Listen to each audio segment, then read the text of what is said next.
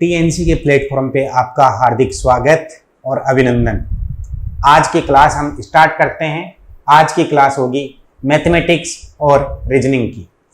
आज का पहला क्वेश्चन मैं आपके सामने लेके आ रहा हूं। आज की क्लास का पहला क्वेश्चन होगा दोस्तों, एक बैग में 8:5:3 के अनुपात में 25 पैसे, 1 रुपया और 2 रुपए के सिक्के हैं। वहां कुल 78 रुपए हैं। उनमें से 25 पैसे के कितने सिक्के हैं? क्वेश्चन बहुत अच्छा है, बहुत प्यारा क्वेश्चन है दोस्तों। क्वेश्चन आपसे पूछ रहा है कि एक बैग के अंदर 25 पैसे, 1 रुपया और 2 रुपए के कॉइन है दोस्तों। 25 पैसे का कॉइन है, 1 रुपए का कॉइन है और 2 रुपीज का कॉइन है।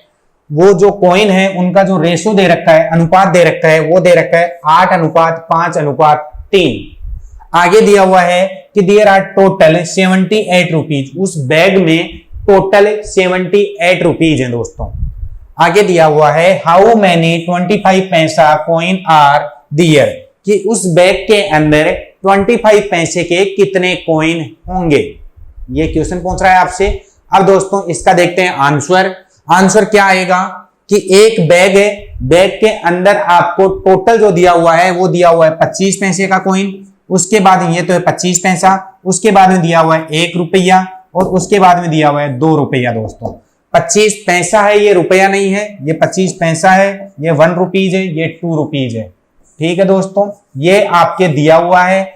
आगे दिया हुआ है इनका जो अनुपात है वो है 8:5:3। यही दिया हुआ है दोस्तों, 8:5:3। आगे दिया हुआ है कि टोटल जो पैसा है वो कितना है, 78 रुपीज है। टोटल जो अमाउंट है वो कितना है, 78 रुपीज है दोस्तों। ऐसे क्वेश्चन को सोल्व करने के लिए क्या किया जाता है दोस्तों कि ये जो पैसा है इसको क्या मानोगे आप, @x कर लो। क्यों कर लो? क्योंकि अनुपात ऐसे निकाला जाता है कि अनुपात के अंदर समान संख्या से डिवाइड करके वो अनुपात जो आता है, तो समान संख्या से जब डिवाइड किया जाता है दोस्तों तो उसी समान संख्या को आप लिख दो। इसमें 8x हो जाएगा, ये 5x हो जाएगा और ये 3x हो जाएगा। अब मुझे ये बताना दोस्तों, ऐसे क्वेश्चन जब भी आते हैं तो 1 रुपये से हम सोल्व करते हैं कि 1 रुपये में कौन कितना होता है। दोस्तों 1 रुपये में 25 पैसा जो होता है वो कितने होते हैं, 4 होते हैं। तो क्या कर देंगे, 1 रुपये में कितने सिक्के होंगे, टोटल 4। दोस्तों 1 रुपये में 25 पैसे के कितने सिक्के होंगे, 4 होंगे। आगे दिया हुआ है 1 रुपया, तो 1 रुपये में 1 रुपये के कितने सिक्के होंगे, केवल 1। तो 1/1 लिख दो या केवल 1 लिख दो, एक ही बात है। आगे है कि 2 रुपीज, तो 1 रुपये के कितने सिक्के होंगे दोस्तों, 2 सिक्के। वेरी गुड, तो 2/1 लिख दो या केवल 2 लिख दो, यही होगा दोस्तों। अब क्या करोगे, आपके सामने दिया हुआ है 8x:5x:3x बराबर में आपका टोटल हो जाएगा 78 रुपीज है। टोटल कितने रुपीज है, 78 रुपीज है। आगे जब इसको सोल्व आउट करोगे तो 8x को जब 1/4, मतलब 1/4 कहां से आया कि 1 रुपये में 25 पैसे के कितने सिक्के होते हैं दोस्तों, 4 सिक्के होते हैं। जब इसको सोल्व करोगे तो 8x इंटू 1/4 करोगे तो आ जाएगा आपका 2x। क्या आ जाएगा दोस्तों, 2x। कैसे आया, 8x इंटू 1/4, तो ये 2 बार कट गया तो 2x, तो 2x आ गया आपके सामने। इधर में जब 5x को 1 से इंटू करोगे तो आएगा आपका 5x। आगे दिया हुआ है 3x को जब 2 से मल्टीप्लाई करोगे, 2 से गुणा करोगे तो आ जाएगा 3 इंटू 2 बराबर 6x। दोस्तों आपके सामने आया है 2x अनुपात 5x अनुपात 6x बराबर 78। बराबर में क्या लिखा, 78 कहां से आया, टोटल रुपीज था आपके पास कितना दोस्तों, 78 रुपीज था। आगे इसको सोल्व आउट करेंगे दोस्तों कि आपके सामने फॉर्मूला बन के आया है कि ये जब फॉर्मूला बना कि 2x प्लस का 5x प्लस का 6x बराबर 78। दोस्तों इसको सोल्व आउट करेंगे हम लोग, इसको सोल्व आउट करेंगे। इधर कर रहा हूं मैं 2x प्लस का दिया हुआ है 5x प्लस का दिया हुआ है 6x बराबर 78।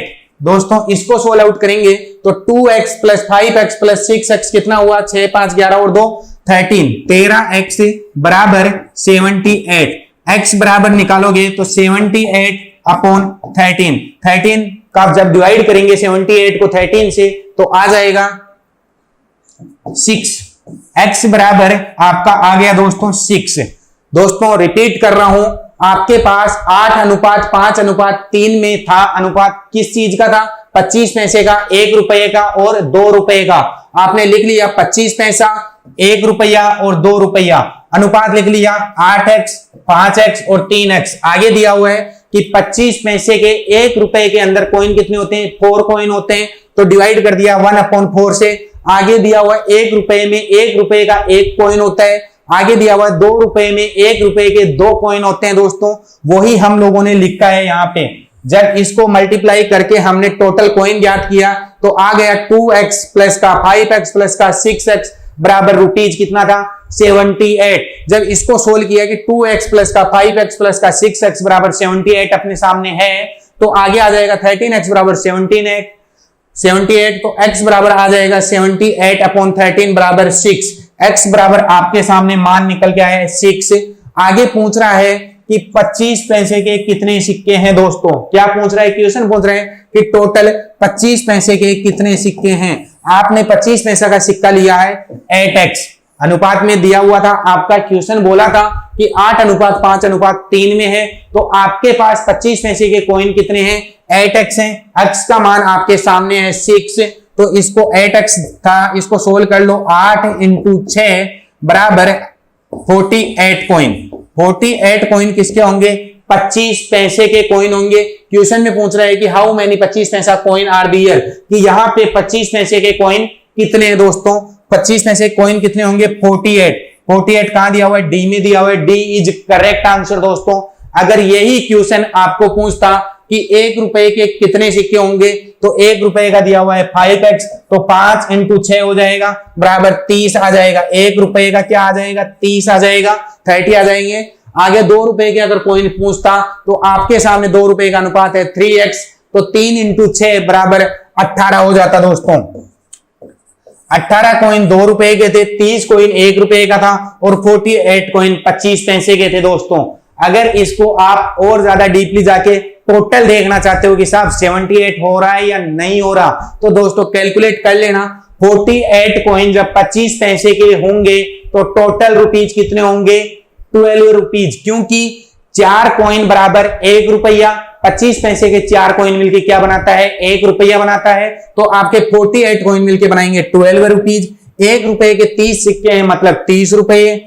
आगे दे रखा है 2 रुपए के आपके पास 18 कॉइन हैं, मतलब 36 रुपीज। 36 जब इनका टोटल करेंगे तो टोटल हो जाएगा 78 रुपीज। आया दोस्तों समझ में? आई होप बहुत अच्छे से आपके समझ में आया होगा दोस्तों। अगला क्वेश्चन मैं लेके आता हूं दोस्तों, नोट आउट कर लेना, इसको नोट डाउन कर लिया करो, हर क्वेश्चन को नोट डाउन कर लिया करो। आपके लिए बहुत इंपॉर्टेंट क्वेश्चन बना रहा हूं दोस्तों। आने वाले जितने भी आपके फ्यूचर नर्सिंग के जो भी एग्जाम हैं, उन सभी एग्जाम्स में आपको ऐसे क्वेश्चंस देखने को मिलेंगे दोस्तों। अगला क्वेश्चन, यदि CHASE को ऐप के DVH के रूप में कोडित किया जाता है तो DRIVE को कैसे कोडित किया जाएगा दोस्तों। क्वेश्चन बहुत अच्छा है। CHASE को किसके नाम से बोला जा रहा है? ऐप के DVH के नाम से बोला जा रहा है। तो आपको पूछा है कि DRIVE को किस नाम से कोडित करेंगे दोस्तों। क्वेश्चन बहुत अच्छा है। क्वेश्चन को देखना है कि CHASE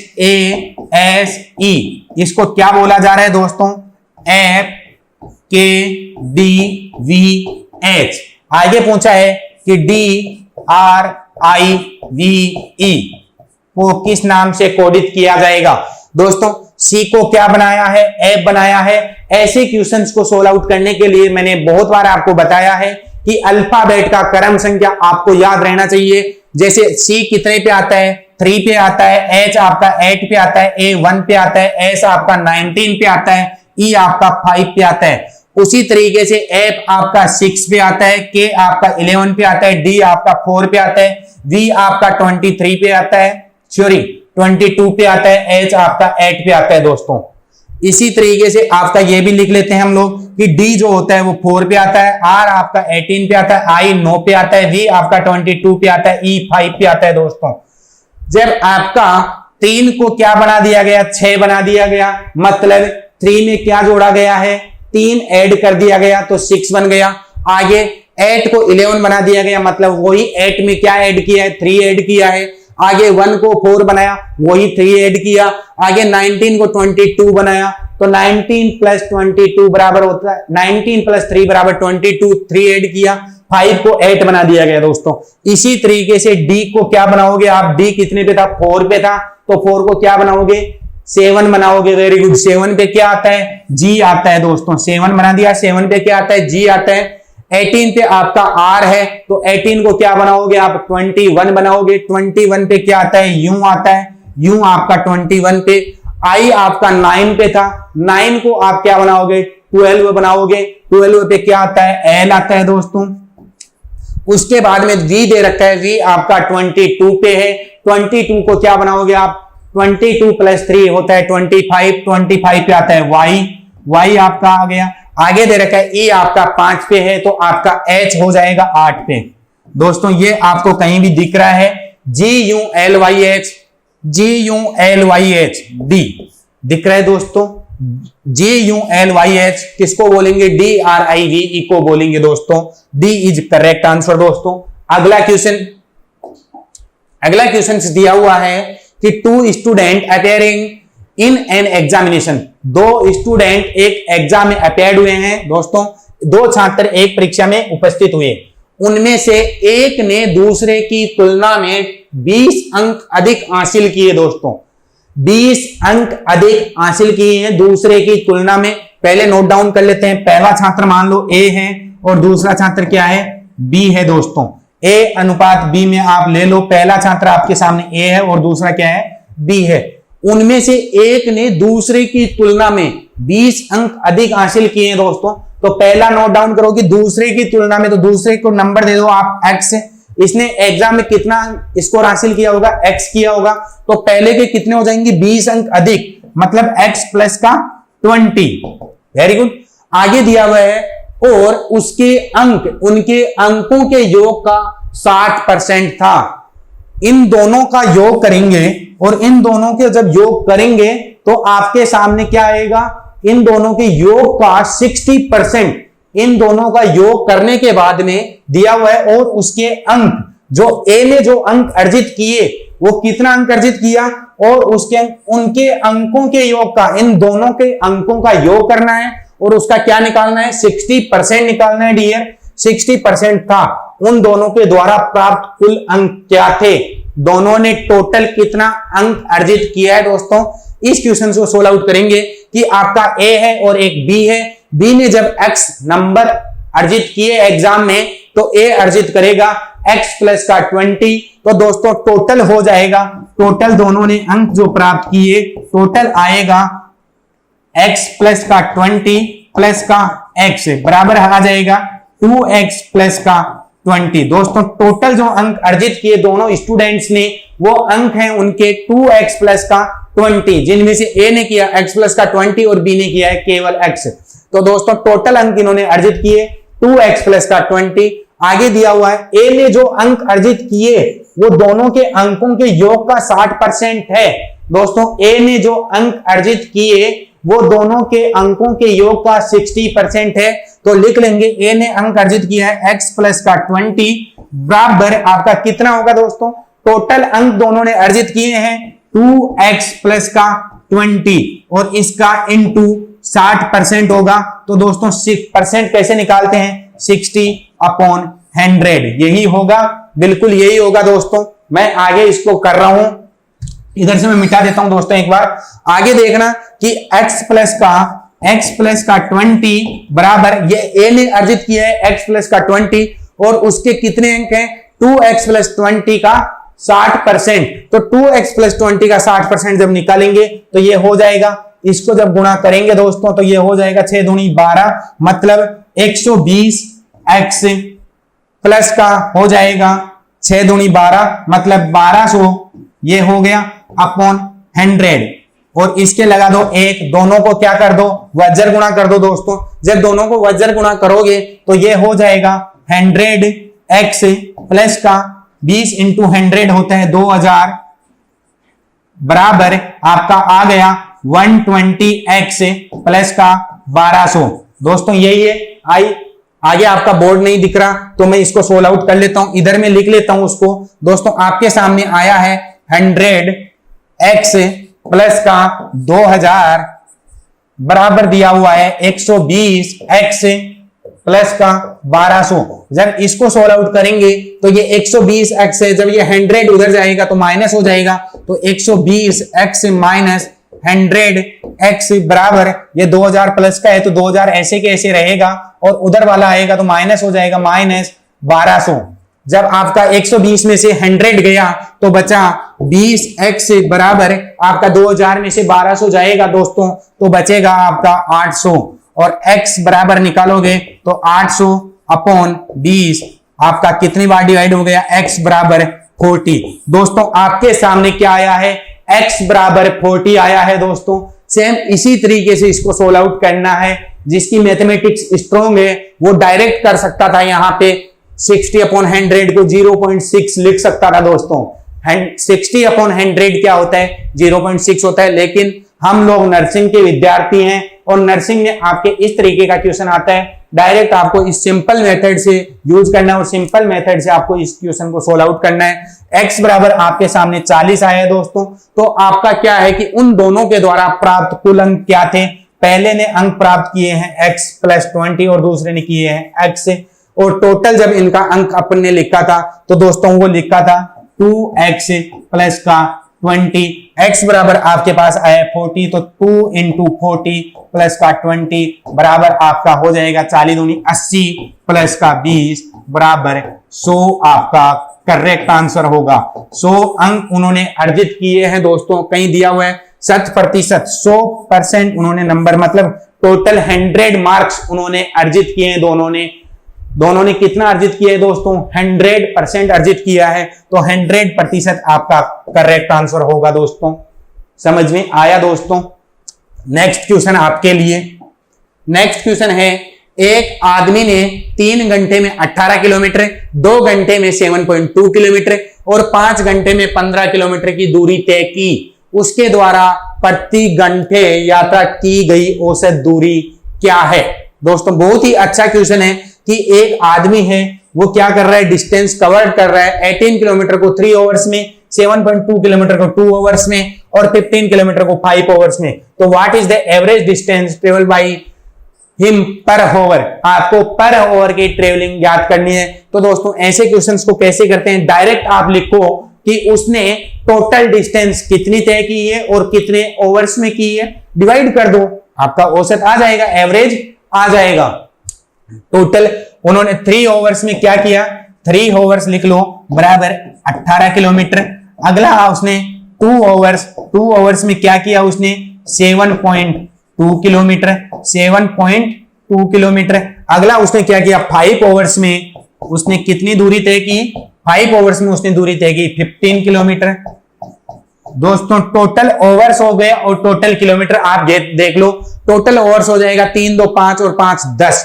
टोटल ओवर्स कितना हो गया, 10 ओवर्स, और 10 ओवर्स में उसने दूरी तय की है 18 किलोमीटर प्लस 7.2 प्लस 15, 18 और 15 कितना हुआ 33 और 7 कितना हुआ 40.2 किलोमीटर, 40.2 किलोमीटर। अब दोस्तों क्वेश्चन पूछ रहा है कि उसके द्वारा प्रति घंटे यात्रा की गई औसत दूरी क्या होगी। दोस्तों उसने 10 ओवर्स में दूरी तय की है 40.2 किलोमीटर। तो दोस्तों एवरेज ज्ञात कर लो, एवरेज ज्ञात करने के लिए हो जाएगा टोटल डिस्टेंस है आपकी 40.2 अपॉन आपका ओवर्स का टाइम दिया गया है 10 ओवर्स। जब इसको एवरेज अब ज्ञात करेंगे तो ये हो जाएगा कितना आपका 4.02।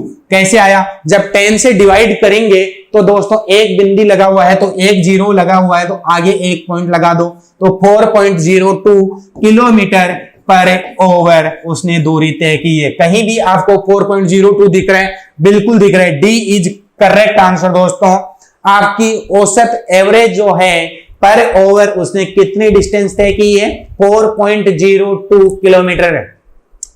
अगला क्वेश्चन दोस्तों, अगला क्वेश्चन दिया हुआ है कि the population of A town increase from 5,20,000 से हो गई 6,50,000 इन ए दोस्तों क्वेश्चन बहुत अच्छा है कि एक कस्बे की आबादी है एक दशक में, मतलब दशक के अंदर, एक दशक का मतलब 10 ईयर्स के अंदर दिया हुआ है। दोस्तों बहुत अच्छा क्वेश्चन है, दोबारा से देखना कि एक कस्बे की आबादी एक दशक में 5,20,000 से बढ़कर 6,50,000 हो गई है। प्रति वर्ष जनसंख्या की औसत वृद्धि ज्ञात करो। दोस्तों बहुत अच्छा क्वेश्चन है। इसमें क्या दिया गया है, 10 ईयर्स का आपको टाइम दिया गया है। एक दशक बराबर होता है 10 ईयर। 10 ईयर के अंदर क्या हुआ है दोस्तों, 10 ईयर के अंदर हुआ है कि आपकी जो पॉपुलेशन है वो पॉपुलेशन 5,20,000 से बढ़ के 6,50,000 हो गई है। दोस्तों कितनी हुई है, 6,50,000 हो गई है। तो प्रति वर्ष जनसंख्या की औसत वृद्धि हम लोगों को ज्ञात करनी है। दोस्तों पहली चीज आप देखना कि आपकी टोटल पॉपुलेशन 5,20,000 थी और 5,20,000 से बढ़ के हो गई 6,50,000, तो आपका आ जाएगा 6,50,000 तो आपकी हो गई दोस्तों, माइनस आपका हो जाएगा 5,20,000। मतलब समझ में आया दोस्तों कि आपकी पॉपुलेशन कितनी थी, 6,50,000 थी, उससे बढ़ के हो गई 5,20,000 से बढ़ के 6,50,000 हुई। तो आपका टोटल पॉपुलेशन बढ़ा कितना, 1,30,000। टोटल पॉपुलेशन कितना बढ़ा, 1,30,000 पॉपुलेशन आपका बढ़ा है। दोस्तों आगे दिया हुआ है कि प्रति वर्ष जनसंख्या की औसत वृद्धि ज्ञात करो। आपको प्रति वर्ष की ज्ञात करनी है दोस्तों। जब इसका एवरेज निकालेंगे, औसत निकालेंगे, तो कर दो 6,50,000 माइनस 5,20,000 अपॉन में क्या लेंगे दोस्तों, 5,20,000 लेंगे। क्या लेंगे, 5,20,000 लेंगे। क्यों लेंगे, क्योंकि आपकी पॉपुलेशन थी टोटल 5,20,000, उससे बढ़ के आपकी हुई 6,50,000। टोटल हम लोग इसको जब कैलकुलेट करेंगे तो हो जाएगा 1,30,000 अपॉन 5,20,000। एवरेज ज्ञात कर रहे हैं दोस्तों। आपके 4 से 4 गया, यहां पे एक बार और ये 4 बार, 1/4 आपका आया है। औसत आप निकाल रहे हो तो 1/4 इंटू 100। औसत जब भी निकालते हैं तो कितने से मल्टीप्लाई करते हैं, 100 से करते हैं। 1/4 अब इंटू 100, ये कट गया आपका 25 बार। तो आपके सामने टोटल 10 ईयर्स का आ गया दोस्तों 25%। कितने साल का आया है टोटल आपके पास, 10 ईयर्स का आया है दोस्तों। समझ में आ रहा होगा दोस्तों, बहुत अच्छे से बता रहा हूं कि पॉपुलेशन थी 5,20,000, बढ़ के हो गई 6,50,000। मतलब कितनी बढ़ी, 10 साल के अंदर 1,30,000 बढ़ी। किस पॉपुलेशन की बढ़ी, 5,20,000 की बढ़ी। इनटू 100 कर देंगे, क्योंकि हम लोग क्या ज्ञात कर रहे हैं, उसका प्रतिशत ज्ञात कर रहे हैं कि कितना प्रतिशत वो बढ़ गई 10 ईयर्स में। जब भी परसेंट निकालोगे तो 100 से गुणा करोगे, तो 1,30,000 अपॉन 5,20,000 इंटू 100 आपका आ जाएगा 25%। 25% कितने ईयर में बढ़ा है, 10 ईयर में। आपको पूछा है प्रति वर्ष जनसंख्या की औसत वृद्धि क्या होगी, प्रति वर्ष का पूछा है। 10 ईयर्स में आपका हुआ है दोस्तों 25%, इसलिए एक ईयर में हो जाएगा बराबर 25 अपॉन 10 बराबर 2.5%। 2.5% आपका कितना वृद्धि हुआ पर ईयर। पर ईयर जो एवरेज औसत वृद्धि आपकी हो रही है दोस्तों, वो कितनी हो रही है, 2.5%। 2.5% इज करेक्ट आंसर दोस्तों। समझ में आया दोस्तों। अगला क्वेश्चन आपके लिए, 120 फलों को 1,200 रुपए में खरीदा जाता है और 180 रुपए प्रति दर्जन की दर से बेचा जाता है। लाभ या हानि प्रतिशत ज्ञात करो। बहुत ही अच्छा मैथमेटिक्स का क्वेश्चन है दोस्तों। सोल्व करेंगे कि 120 फल हैं टोटल, 120 फलों को कितने में बेचा जा रहा है, 1,200 रुपए में बेचा जा रहा है। मतलब एक फल को जब ज्ञात करेंगे तो हो जाएगा, एक फल का हो जाएगा 1,200 अपॉन 120, तो ये आ जाएगा 12 का 120 बराबर 10 रुपए का क्या है दोस्तों, एक फल बेचा जा रहा है।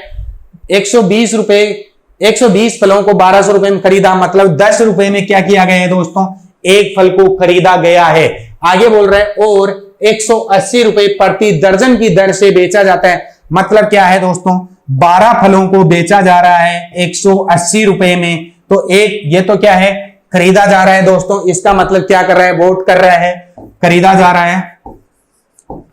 कितने में खरीदा गया है? एक फल को 10 रुपए में खरीदा गया है। अब इसको क्या कर रहा है? सेल कर रहा है या सोल्ड कर रहा है। तो कितने में कर रहा है? 12 फलों को 180 रुपए में कर रहा है। तो एक फल हो जाएगा 180 अपॉन 12। जब डिवाइड करेंगे तो 12 को 180 से करेंगे, 12 इंटू 15 बराबर 180।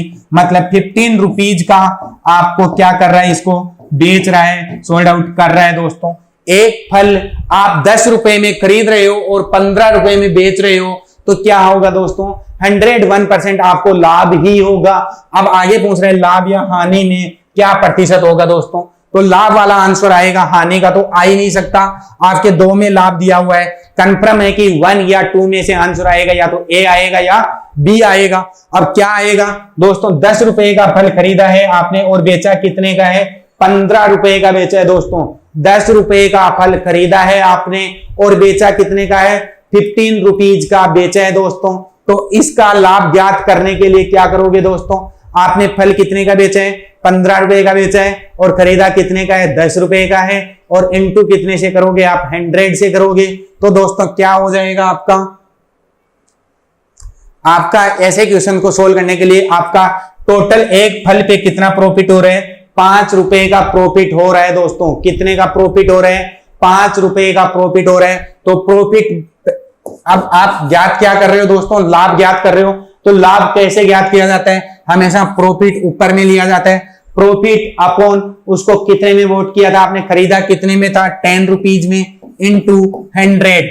ये कितनी बार कटा? आपका 10 बार कटा, बराबर आ गया 50% आपने क्या किया है? लाभ अर्जित किया। 50% आपको लाभ हुआ है डियर।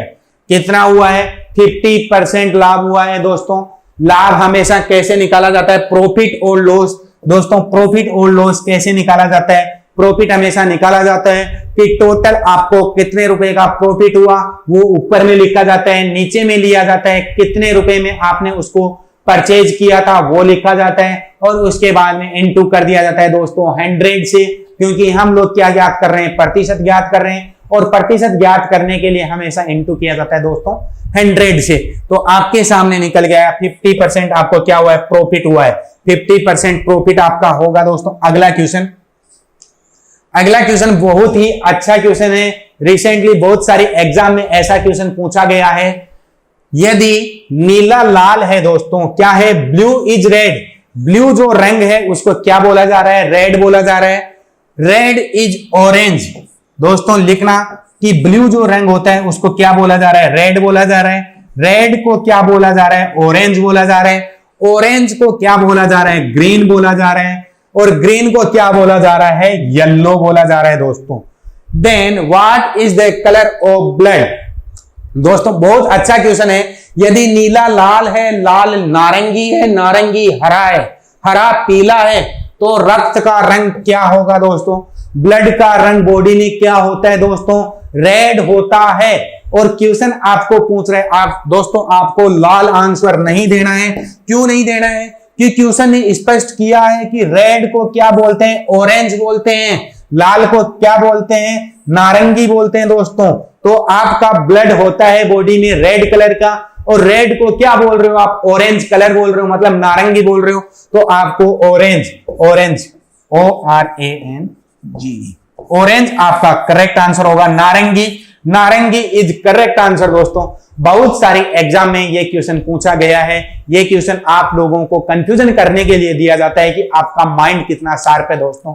बहुत अच्छा आपका आंसर आया नारंगी।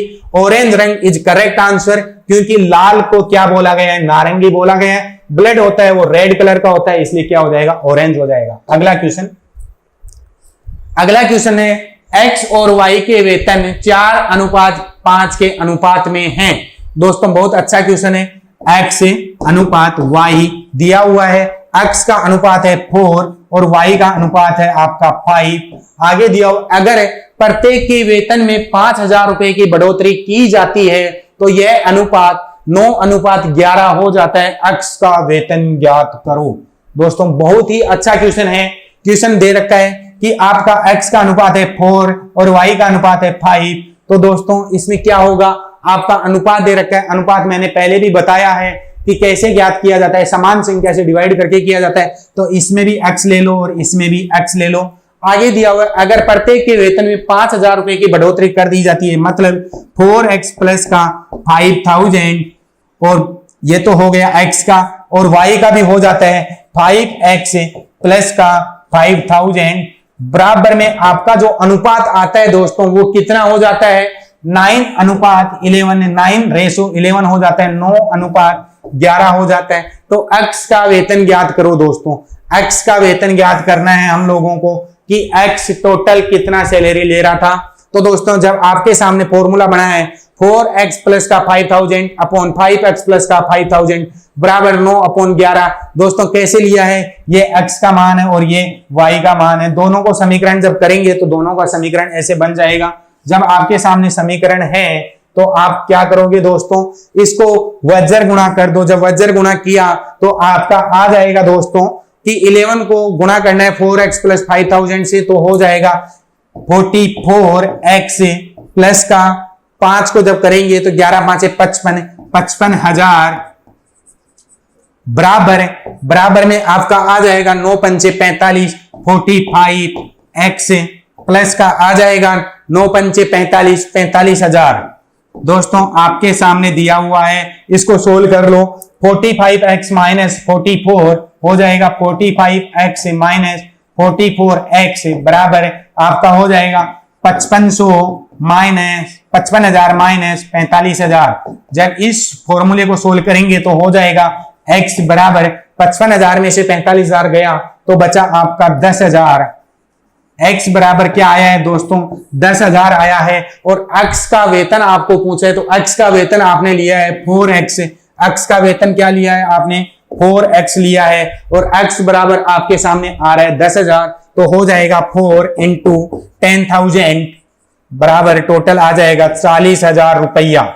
40,000 रुपया किसका वेतन होगा दोस्तों, x का वेतन होगा। x का वेतन इज 40,000 रुपया। डी इज करेक्ट आंसर दोस्तों। x का वेतन क्या आएगा 40,000 रुपया आएगा। आई होप आपके समझ में आ रहा है दोस्तों। मैं इसलिए भी थोड़ा फास्ट चल रहा हूं कि आपका भविष्य में बहुत सारी एग्जाम है, नजदीकी एग्जाम है, और दोस्तों जिसको भी समझ में नहीं आ रहा एक बार रिपीट रिवीजन कर लीजिएगा, आपको समझ में आ जाएगा। दोस्तों इसका मान माना था 4x, इसका 5x, आगे दोनों में 5,000 रुपए की बढ़ोतरी की थी तो अनुपात हो गया था 9:11। जब इसको सोल्व आउट किया तो हो गया 44x प्लस का 55,000 बराबर 45x प्लस का 45,000। तो आपका टोटल हो जाएगा 45x माइनस 44x बराबर 15,000 माइनस 45,000, x बराबर 10,000। और x का वेतन आपको पूछा है तो 4x है, तो 4 इंटू एक्स, तो 4 इंटू 10,000 बराबर 40,000 इज करेक्ट आंसर। अगर आपको यही y का वेतन पूछता तो y का वेतन आपके पास 5x था, मतलब 50,000 आता। अगर आपको y का वेतन पूछता तो y का वेतन कितना होगा 50,000 होगा। अगला क्वेश्चन है कि A एक काम को 12 घंटे में कर सकता है, B और C इसे 8 घंटे में कर सकते हैं, जबकि A और C इसे 9 घंटे में करते हैं, तो B अकेले इसे करने में कितना समय लेगा। बहुत ही अच्छा क्वेश्चन है दोस्तों। ऐसा क्वेश्चन जब भी आपको एग्जाम में मिले तो उसका आंसर देने के लिए क्या करोगे दोस्तों, A एक काम को कितनी देर में कर रहा है 12 आवर्स में कर रहा है। A एक काम को कितनी देर में कर रहा है 12 आवर्स में कर रहा है, मतलब कि उस काम को वो कैसे करेगा 12 आवर्स में एक काम को कर रहा है, तो एक काम करने में वो कितना समय ले रहा है 1/12। आगे दिया हुआ है कि B और C, B एंड C इसे करने में टोटल 8 घंटा ले रहे हैं, मतलब एक काम को डिवाइड करोगे 1/8 से। आगे दिया हुआ है कि A और C, A एंड C इसे करने में ले रहे हैं टोटल 9 आवर्स, तो हो गया 1/9। दोस्तों आगे पूछा है कि B अकेले इसे करने में कितना समय लेगा। दोस्तों क्वेश्चंस में आपके सामने एक का काम दिया हुआ है कि A अकेला 12 आवर्स में कर रहा है, तो एक काम को करने में समय लेगा 1/12 आवर्स। आगे दिया हुआ है कि B और C 8 आवर्स में कर रहे हैं, तो उसको करने में वो समय लेंगे एक काम को 1/8 आवर्स। A और C का दिया हुआ है 9 आवर्स, तो आपका हो जाएगा 1/9। दोस्तों D का पूछा है, ऐसे क्वेश्चंस को सोल्व करोगे तो क्या करोगे, पहले तीनों को जोड़ लो, A plus B plus C कर लो और उसमें से B और C घटा दो, आपके सामने आंसर आ जाएगा। सॉरी A और C घटा दो तो आपके सामने क्या आंसर आ जाएगा, B का आ जाएगा। अगर आपको उसमें से ए का पूछता तो ए का तो दिया हुआ है, अगर आपको सी का पूछता तो ए और सी का दिया हुआ था आपके पास, और किसका दिया था, बी और सी का दिया हुआ था, ए का दिया हुआ था। तो दोस्तों क्या करोगे आप, ए और बी का काम याद कर लोगे कि ए कितने दिन में कर रहा है, बी कितने दिन में कर रहा है, तो बचेगा वो काम आपका किसका हो जाएगा, सी का हो जाएगा। इस क्वेश्चन को सोल्व कैसे करोगे, आपके सामने ए का दिया हुआ है, बी और सी का दिया हुआ है, तो आपके पास फॉर्मूला बन जाएगा ए प्लस का बी एंड सी, माइनस कर दो, क्या माइनस करोगे इसमें से, माइनस ए और सी कर दोगे तो क्या बचेगा आपके सामने, बी का काम बच जाएगा, तो माइनस कर दो ए एंड सी, आपके पास क्या बच जाएगा दोस्तों, बी बच जाएगा। जब ए प्लस बी प्लस सी का माइनस कर दोगे आप ए प्लस सी, तो क्या बचेगा, केवल बी बचेगा। ए का काम है 1/12 और बी का काम है, बी एंड सी का है आपका 1/8, तो 1/8 माइनस आपका ए और सी दिया हुआ है 1/9, तो माइनस कर दो 1/9। इनका तीनों का एलसीएम ले लो, एलसीएम जब लोगे तो इनका आ जाएगा 12, 8 और 9 का आ जाएगा टोटल 72 आ जाएगा दोस्तों। जब एलसीएम लिया तो 72 आया, 12 से डिवाइड करेंगे 72 को तो कितनी बार होगा, 12 इंटू 6, 12 72 होता है, मतलब 72 कितनी बार आया, 6, प्लस का 8 को डिवाइड करेंगे तो 8 इंटू 9 करेंगे तो 72 आएगा, तो ये 9 बार, माइनस 9 को 8 बार। ये आपके सामने फॉर्मूला बन के आया है दोस्तों, 6 प्लस का 9 माइनस 8 अपॉन 72। जब इसको करेंगे तो 9 से 15, 15 में से 8 गए तो दोस्तों बचा 7/72। मतलब बी उस काम को, पर्टिकुलर एक काम को करने में समय लेगा 7/72, तो उस पूरे काम को करने में कितना समय लेगा, तो बी अकेला उस काम को करने में जो समय लेगा वो आ जाएगा 72/7। जब इसको डिवाइड किया तो 7 एकम 7, और जब 2 में भाग नहीं गया तो पॉइंट लगा के 0 उतारोगे, तो 2 में भाग नहीं गया तो 0 अपॉन पॉइंट लगा के 0 उतारा तो 7 दूनी 14 बच गया 6, आगे 0 उतारा तो 9 63, मतलब 8, आगे भाग दिया तो 8, आगे दिया तो 8, मतलब 10.2888 आ रहा है। तो आप इसको लिख सकते हो 10.29 ओवर्स। दोस्तों बी अकेला उस कंप्लीट काम को करने में जो समय लेगा वो समय कितना लेगा, 10.29 overs, 10.29, 10.29 overs is correct answer दोस्तों। इसको मैं दोबारा से समझा देता हूं आपको शॉर्ट तरीके से। ये बहुत ही अच्छा और इजी तरीका है दोस्तों। इसमें मैंने क्या किया है कि ए क्वेश्चंस को अच्छे से देखना कि ए अकेला उस काम को 12 ओवर्स में कर रहा है, टोटल जो काम है उसको करने में समय लेता है 12 ओवर्स, तो उसके पर्टिकुलर एक पार्ट को करने में लेगा 1/12।